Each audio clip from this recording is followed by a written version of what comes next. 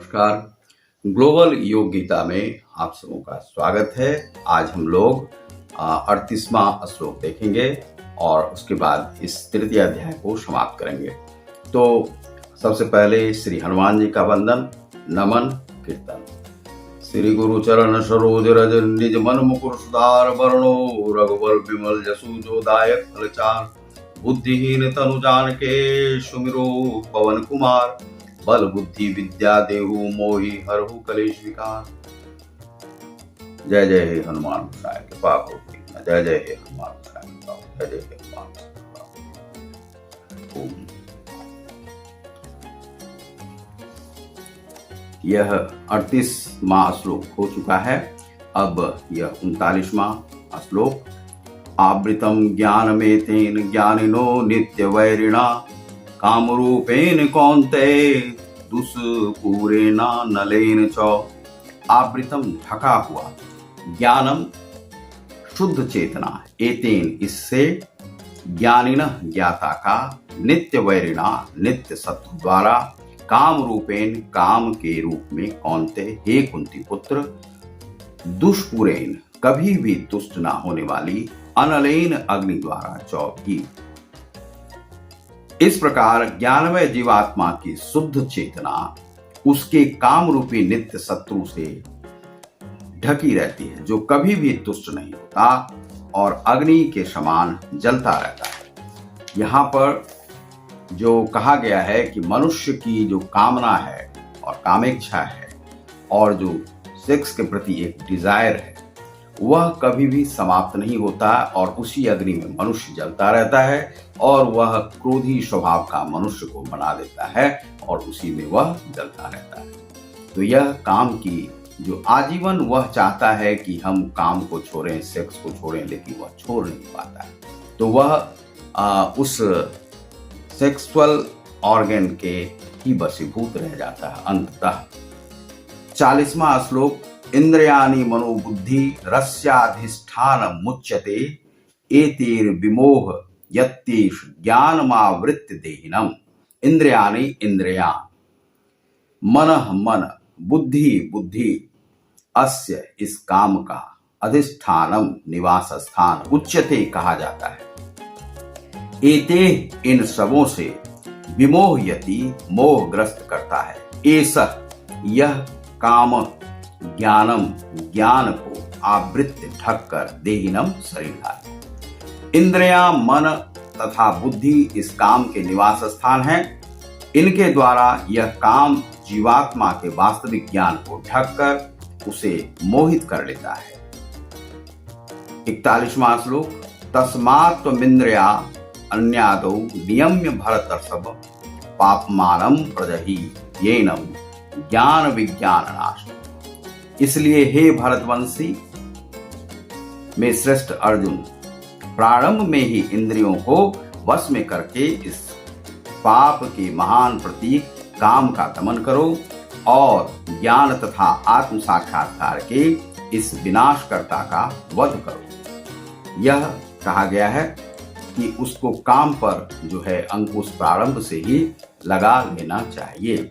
यह पूरी तरह से साधन मार्ग के लिए व्याख्यायित है और साधन में आप किस प्रकार से स्वयं से आप जब लड़ते हैं, ईश्वर के सम्मुख जब आप खड़े होते हैं, ध्यान में जाते हैं, तो आपको स्वयं से लड़ना पड़ता है, आपको अंतर्मुखी होना पड़ता है, आपको अंतस में धंसना पड़ता है और धंस करके आपको अपने दुर्गुणों को दूर करना पड़ता है। तो सबसे बड़ा दुर्गुण है काम, कामेच्छा, विषय वासना, तो उसे आपको दूर करना पड़ेगा।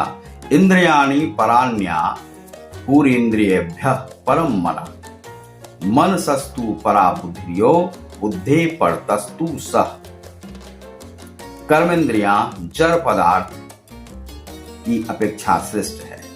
मन इंद्रियों से बढ़कर है, मन जो है इंद्रियों से बढ़कर है। बुद्धि मन से भी उच्च है, बुद्धि की लगाम उस पर लगानी चाहिए और वह आत्मा बुद्धि से भी बढ़कर है। आत्मा क्या है? बुद्धि से भी बढ़कर है। यह बहुत बड़ा श्लोक है जो कि पूर्ण जीवन की व्याख्या करता है। साधन में इसकी बहुत ज्यादा आवश्यकता पड़ती है। क्या है? इंद्रियाणि, इंद्रियों को परानि श्रेष्ठ आहु कहा जाता है। इंद्रियभ्य, इंद्रियों से बढ़कर। कर्मेंद्रियां, कर्मेंद्रियां जो कर्म करने वाले जो इंद्रिय हैं, जैसे आंख, कान, नाक, ये सब जितने भी हैं कर्म करने वाले, हाथ वगैरह, तो इनसे आप कर्म करते हैं। तो कर्मेंद्रियां जो भी हैं वह जड़ पदार्थ की अपेक्षा श्रेष्ठ है। जड़ पदार्थ जैसे कि टेबल, कुर्सी, ये सब जितने भी होते हैं उससे श्रेष्ठ है। और उससे भी श्रेष्ठ क्या है? मन श्रेष्ठ है। मन जो है, मन पर मनुष्य लगाम नहीं लगा पाता है, मन इधर उधर भटकता रहता है। तो जब तक मन भटकता रहता है तब तक मनुष्य भी भटकता रहता है, वह कर्म में अस्थायित्व नहीं ला पाता है। तो साधन में भी, योग में भी अस्थायित्व नहीं ला पाता है। तो योग की सबसे बड़ी जो अपेक्षा है वह है मन पर लगाम। तो मन पर लगाम आप यदि लगा लेते हैं तो आप आगे बढ़ सकते हैं। बुद्धि जो है मन से भी श्रेष्ठ है। बुद्धि ही उस मन पर लगाम लगा सकता है। बहुत लोग मानते हैं कि मन क्या है? मन ईश्वर है। बहुत लोगों से हमने सुना कि मन ही ईश्वर है, मन ही सारे कर्म कराता है, लेकिन यह नहीं है। मन पर, मन जो है यह क्या है? बुद्धि और हृदय के बीच, भावना के बीच का एक तंतु है जिस पर कि आपको लगाम लगाना होता है। बुद्धि ही उस पर लगाम लगा सकती है, या आत्मा। तो आत्मा का जो अनुसंधान है वह साधन मार्गी ही करता है, योग मार्गी ही करता है। योग के माध्यम से आप आत्मा पर लगाम लगा सकते हैं। और आत्मा पर जब लगाम लगता है तो बुद्धि पर लगाम लगेगा, और बुद्धि और आत्मा मिलके मन को पकड़ कर रख सकता है। तो जब आप मन को पकड़ कर रखेंगे तो मन भटकेगा नहीं, तब आपका योग भी सिद्ध होगा। ईश्वर के साथ सम्मुख रहेंगे तो ईश्वर भी सिद्ध होंगे। और ईश्वर कौन है? ईश्वर जो है आप ही ईश्वर है, क्योंकि ईश्वर का जो अंश है वह आप ही के पास है। तो ईश्वर तत्व जो है आप बाहर जो ढूंढते हैं वह बाहर ईश्वर तत्व नहीं मिलता है, वह आपके अंदर ही रहता है। इसीलिए कहा जाता है कि अंतर्मुखी रहो। लेकिन ऐसा नहीं है, आप जहां भी बोलने की बात आए वहां आप अपने को प्रकट करें, बोलें, किसी से आप छिपा कर कोई चीज नहीं। यह नहीं कि ईश्वर में रह रहे हैं, रमे हुए हैं, लेकिन जहां पर कर्म की बात आती है तो सबसे प्रधान होता है कर्म। मनुष्य को अपने बुरे कर्म से बचना चाहिए, लेकिन आप जो है अपने कर्म को आगे बढ़ाइए, जो भी कर्म करें, क्योंकि सबसे पहले रोजी रोटी तो चाहिए, खाने के लिए आपको चाहिए। तो इसीलिए कर्म का त्याग करके आप आगे नहीं बढ़ सकते। तो यहाँ पर कहा गया है कि कर्मेंद्रियां जड़ पदार्थ से भी श्रेष्ठ है, मन इंद्रियों से बढ़कर है, बुद्धि मन से भी उच्च है, और बुद्धि से भी उच्च है आत्मा, और वह अंकुश मन पर लगा सकता है। इसके बाद अंतिम श्लोक है, एवं बुद्धे परम बुद्धया संस्तभ्यात्म मान मात्मना जहि शत्रु महाबाहु काम रूपम दुराशतम। एवं इस प्रकार बुद्धे, बुद्धि से, परम श्रेष्ठ, बुद्ध्वा जानकर, संस्तभ्य स्थिर करके, आत्मानम मन को, आत्मना सुविचारित बुद्धि द्वारा, जही जीतु शत्रु, शत्रु को, महाबाहु हे महाबाहु, काम रूपम काम के रूप में, दुराशतम दुर्जय। इस प्रकार हे महाबाहु अर्जुन, श्री कृष्ण कहते हैं, अपने आप को भौतिक इंद्रियों मन तथा बुद्धि से परे जानकर, मन तथा बुद्धि से परे जानकर, और मन को सावधान आध्यात्मिक बुद्धि कृष्ण भावनामृत, यहाँ पर कृष्ण भावनामृत जो प्रभुपाद महाशय से जुड़ा हुआ है, से स्थिर करके आध्यात्मिक शक्ति द्वारा इस काम रूपी दुर्जय शत्रु को। तो सबसे पहले जो साधन मार्ग है उसमें कहा गया है कि काम जो है सबसे बड़ा शत्रु है मनुष्य का, और काम की अप्राप्ति पर मनुष्य को क्रोध होता है, तो क्रोध पर लगाम लगाना आवश्यक है। तो जो साधन मार्ग के जो अनुगामी हैं उन्हें चाहिए कि अपने काम वासना को सबसे पहले आप रोकें, तभी आप आलस्य का त्याग कर सकते हैं। काम वासना में यदि आप रहते हैं तो आप आलस्य का त्याग नहीं कर सकते हैं, और आलस्य आपको हर समय सताएगा और आप सताए हुए रहेंगे। और आलस्य के रहने पर आप योग मार्ग को सिद्ध नहीं कर सकते। तो यहाँ पर हम मानते हैं कि आप जो मनुष्य बहुत बार दौड़ते रहते हैं कि काम पर लगाम, काम पर लगाम, काम पर लगाम, भौतिकवादी पर लगाम, ये जो है एक केवल कहने की बात है।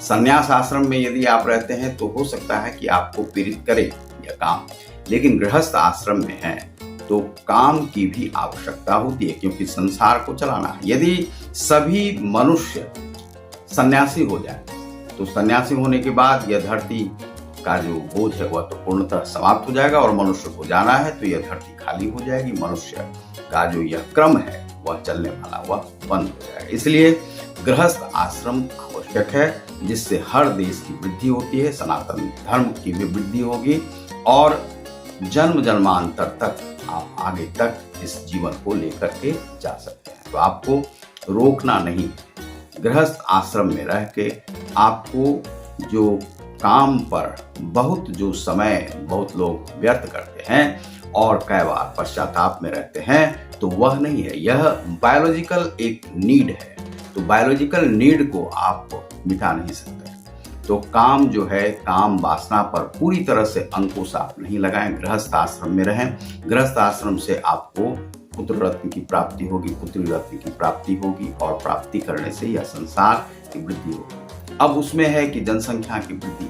अब यहाँ पर आता है काम से भ्रूण हत्या। भ्रूण हत्या कोई क्या करते हैं, कन्या की हत्या करती है। तो हमने बहुत विरोध किया उसका कि भ्रूण हत्या नहीं होनी चाहिए। भ्रूण हत्या इसलिए नहीं क्योंकि जो बच्चा आने वाला, कुछ देशों में, अब चाहे इंडोनेशिया हो या कुछ देश हो, वहाँ पर भ्रूण हत्या की जाती है। उस भ्रूण को निकाल करके जिस प्रकार से आप मुर्गे मुर्गी का भक्षण करते हैं, उसी तरह से उसको भी पका कर खाया जाता है। अब बताइए कि मानव जो है, मानव को जहाँ पर खाने लगे तो इससे बड़ा पातकी जीवन क्या हो सकता है। तो कुछ देशों में यह है, तो चूंकि वहाँ पर सनातन धर्म ही नहीं है, वहाँ पर जो है गीता का ज्ञान नहीं है, गीता का ज्ञान नहीं है, इसीलिए वे लोग ऐसा कर्म करते हैं, और वे लोग कभी भी अपने पातक कर्म को मिटा नहीं सकते हैं, वे पुण्य कर्म को जान नहीं सकते हैं। बहुत लोग कहते हैं कि पाप पुण्य कुछ नहीं होता है, तुम क्राइम करो और ये करो, अपराध करो, लेकिन क्या है कि पाप पुण्य, जो गीता को जानेगा वह पाप को भी जानेगा, जो गीता को जानेगा वह पुण्य को भी जानेगा, जो लाहिरी महाशय को जानेगा वह जानेगा कि पुण्य क्या होता है, साधन क्या होता है, योग कर्म क्या होता है, वेद क्या होता है। तो भारत ने जिस दिन यह छोड़ दिया कि हमारे पास हम ज्ञान की वृद्धि नहीं करेंगे, आध्यात्म की वृद्धि नहीं करेंगे, तो यह आध्यात्मिक, अब भारत क्या है, विश्व का आध्यात्मिक राजधानी है। आप हर धर्म को बढ़ा सकते हैं पैसे से, इससे भौतिकतावाद में आप आगे जा सकते हैं, अमेरिका जा सकता है, कनाडा जा सकता है, लेकिन हम भौतिकता में आगे नहीं बढ़कर हम जो है कहाँ जा रहे हैं, आध्यात्मिकता में स्वयं को आगे ले जाते हैं। तो यहाँ पर जो साधु सन्यासियों का यह देश रहा है, इस देश में अनुसंधान आध्यात्मिकता को लेकर के जितनी हुई है उतना किसी और कर्म को लेकर के नहीं हुआ है, साहित्य को लेकर के नहीं हुआ है। लेकिन आध्यात्मिक साहित्य का जितना विकास हुआ है, इतने बड़े बड़े यहाँ पर जो हैं गुरु हुए हैं, ऋषि हुए हैं, महात्मा बाबा जी महाशय को ले लीजिए, इतने बड़े योगी थे, उनको बहुत कुछ प्राप्त हो सकता है, लेकिन बाबा जी महाशय हर जगह पर उपस्थित हो जाते हैं। कहा जाता है कि लाहिरी महाशय को जहां पर भी संकट आता था तो वह बाबा जी महाशय को याद करते थे। बाबा जी महाशय उन्हें लेकर के किसी कंदरा में गए और योग की शिक्षा उन्होंने ही दी। उन्होंने कहा कि तुम भटक कहाँ रहे हो, तुम्हें तो हम कई जन्म से ढूंढ रहे हैं और तुम आज जाकर हमको मिले हो। तो यह बाबा जी महाशय जो हैं जो महायोगी थे और वे शिव के महाअवतार माने जाते हैं। तो शिव कौन है? शिव जो है कोई हिमालय में रहने वाले शिव नहीं, हिमालय में ऐसे बहुत सारे शिव और उन्हीं में से जो योगी योग का कर्म करते हैं, जो ध्यान का कर्म करते हैं, वही शिव रत्न है और वही शिवत्व की प्राप्ति उन्हीं को होती है। और जो शिव है उसे ही पार्वती की भी प्राप्ति होती है, उसे ही दुर्गा की भी प्राप्ति होती है। दुर्गा कौन है? तो दुर्गा को बहुत लोग मानते हैं कि वह दुर्गा थी, शिव की पत्नी थी। नहीं, दुर्गा हर जगह पर कन्या के रूप में, कन्या को भोजन आप करवाते हैं नवमी को, अष्टमी को, तो वह जो कन्या है वह भी दुर्गा है। हर तत्व में दुर्गा का वास है, हर तत्व में शिव का वास है, हर तत्व में विष्णु का वास है। और जो पालन करता है, पिता जो है महाशिव भी है, महाविष्णु भी है, ब्रह्मा भी है। तीनों रूप में पिता को आप देख सकते हैं। तो यहाँ पर कहा गया है कि जो पाश्चात्य जो जीवन है वह काम में ज्यादा लगे रहते हैं। अब कहीं पर भ्रूण की हत्या होती है, भ्रूण को पकाकर खा जाते हैं। तो यह सब क्या है, मानवीय कर्म नहीं है। इस सब का त्याग आपको अवश्य ही करना होगा। भ्रूण हत्या नहीं होनी चाहिए। यदि आप गृहस्थ आश्रम में हैं तो भ्रूण की हत्या नहीं करें, और आपको उत्पन्न करने का, अपने ही जैसा उत्पन्न करने का आपको अधिकार है। और आप जिससे कि जनसंख्या की बहुत वृद्धि नहीं हो, लेकिन जनसंख्या का संतुलन बना रहे। अब चीन एक ऐसा देश है जहां पर कि एक बच्चे पर लगाम लगा दी गई थी, तो काम वासना को वहां पर तिरस्कृत किया गया था, और वहां पर जो इस प्रकार से कानून को तोड़ते हैं उन्हें मार दिया जाता है। तो इस प्रकार से वहां पर, लेकिन अब वहां पर जनसंख्या का संतुलन जो है बिगड़ गया है, तो अब वहां पर फिर से 2-2 बच्चे, 3-3 बच्चे की आवश्यकता पड़ रही, और कहा जाता है कि 20 साल के बाद वहां की जनसंख्या इस प्रकार से जनसंख्या दर बिल्कुल घटने लगेगी। तो यह स्थिति चीन में आई। अभी भारत में कहा जाता है कि युवा वर्ग बहुत ज्यादा है, और हम लोग 35 वर्ष की जो अवस्था के हैं वह बहुत ज्यादा लोग यहाँ पर हैं। तो भारत एक युवा राष्ट्र है। तो इस प्रकार से आप कर सकते हैं। गृहस्थ आश्रम में रहते हुए आप हर कर्म को करें, और योग का साधन भी कर सकते हैं हर प्रकार। और इस पर बहुत दबाव डालने की आवश्यकता नहीं, क्योंकि बहुत सारे लोग ऐसे भी हुए हैं जो काम वासना को रोकने के बाद मस्तिष्क पर इतना उनको दबाव पड़ा, इतनी गर्मी बढ़ गई शरीर की कि वह पागल जैसे हो गए, और योग आदि तो लोगों ने कहा कि इन्हें ब्रह्म ने ही ऐसा कर दिया। ऐसा नहीं है। वह अपने आप को, वह बुद्धि को नहीं साध पाए, और अपनी आत्मा को नहीं साध पाए, मन को नहीं साध पाए। इस कारण से वह जो है विशृंखलित साधन हो गया, विशृंखलित योग हो गया।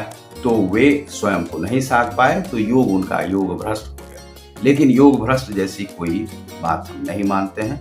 योग सिद्धि आप कर सकते हैं गृहस्थ आश्रम में भी रहते हुए, क्योंकि गृहस्थ आश्रम भी एक प्रकार का योग है मनुष्य को खिलाने का, और वह साधु संतों के लिए भी आवश्यक है, क्योंकि जो संन्यास आश्रम में है उनकी भी पूर्ति जो है सो गृहस्थियों से ही होती है, गृहस्थों से होती है। गृहस्थ हम लोग अपने ग्राम में कहते हैं गृहस्थ, तो गृहस्थ से ही होती है। तो बहुत बहुत धन्यवाद। आप देख रहे हैं ग्लोबल योग गीता को। मैं हूँ सुमन जी। नमस्कार।